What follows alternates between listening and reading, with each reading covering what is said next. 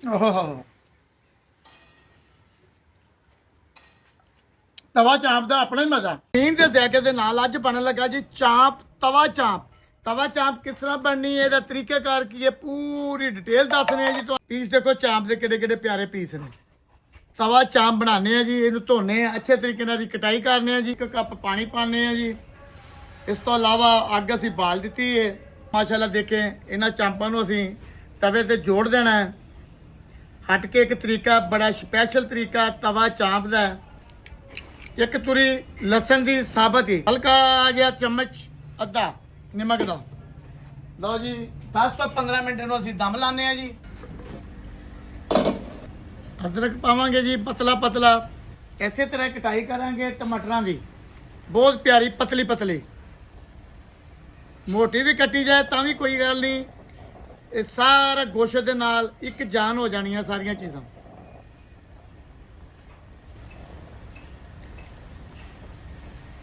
ਅੱਧਾ ਕਿਲੋ ਸਾਡੇ ਕੋ ਚਾਂਪ ਹੈ, 1 ਪਾਈਆ ਦੇ ਕਰੀਬ ਟਮਾਟਰ ਹੈ। ਜ਼ਿਆਦਾ ਟਮਾਟਰ ਨਹੀਂ, ਪਿਆਜ਼ ਨਹੀਂ ਪੈਣਾ ਇਹਦੇ 'ਚ ਜੀ। ਬੜੀ ਪਿਆਰੀ ਰੈਸਪੀ ਬਣੇਗੀ।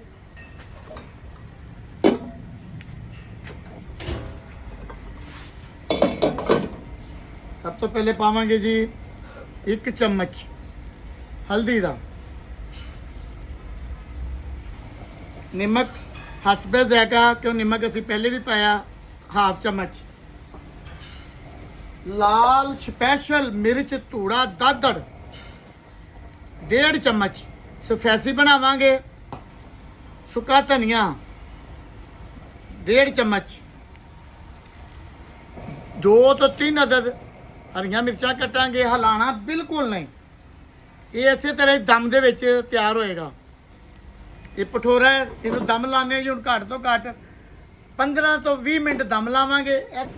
ਅੱਲਾਹ ਜੀ ਮਾਸ਼ਾਅੱਲਾ 10 ਮਿੰਟ ਹੋ ਗਏ ਨੇ, ਇਹਨਾਂ ਨੂੰ ਅਸੀਂ ਹੁਣ ਇੱਕ ਜਾਨ ਕਰਾਂਗੇ।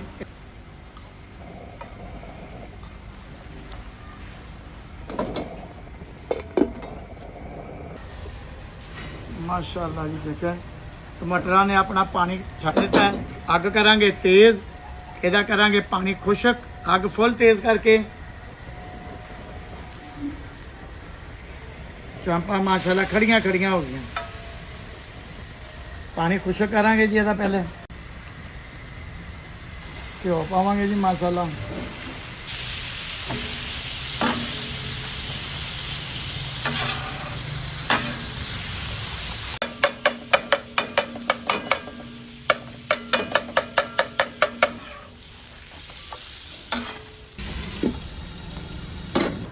बिस्मिल्लाह। दही बनेगी ग्रेवी जी।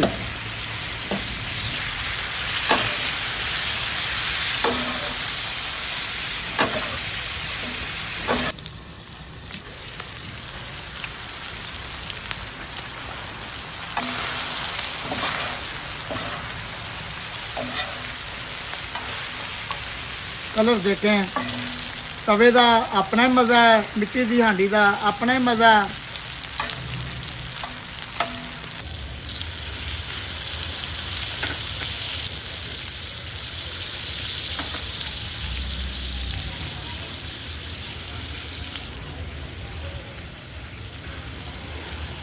माशाल्लाह जी रेसिपी साड़ी मुकम्मल हो गई है। अमीन अपने ज़ायक़े नाल ज़ायक़ा चखदा है।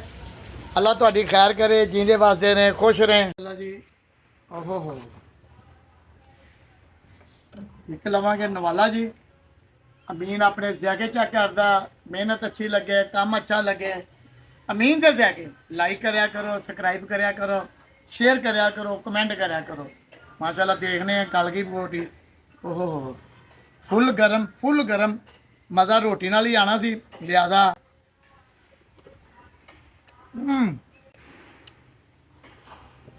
क्या बात है। ओहो तवा चांप का अपना ही मज़ा। मुख्तलिफ किस्म दी रेसिपियां बना रहे हैं, मुख्तलिफ किस्म की मेहनत कर रहे हैं। अल्लाह की ज़ात कदी ना कदी तो फल मिलेगा। ਤੁਹਾਡੇ ਲਈ ਦੁਆ ਹੈ, ਕੋਈ ਚੀज़े वास्ते रहे, खुश रहे। अल्लाह ताला जिंदगी तंदुरुस्ती सेहत दे। ਇੱਜ਼ਤ ਦੇ, ਮਾਂ ਬਾਪ ਭੈਣ ਭਰਾਵਾਂ ਦਾ ਪਿਆਰ ਦੇ, ਸਦਾ ਸਲਾਮਤ ਰਹੇ। ਅੱਲਾ ਖੈਰ ਜੀ।